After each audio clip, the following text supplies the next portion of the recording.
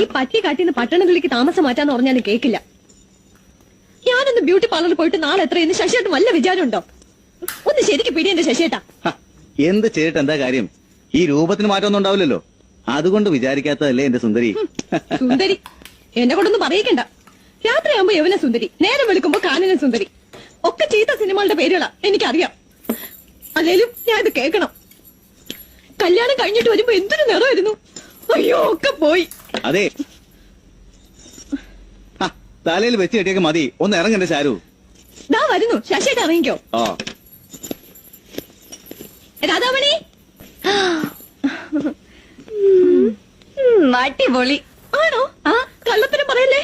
കള്ളത്തരമല്ല, ഈ സാരി ചേച്ചിക്ക് അസലായിട്ട് ചേരണം. അയ്യോ എനിക്ക് തോന്നി. പോയി വരട്ടെ. രാധേ, പൊട്ട് മാച്ചാണോ? പൊട്ടും കമ്മലും ഒക്കെ മാച്ചാ. അയ്യോ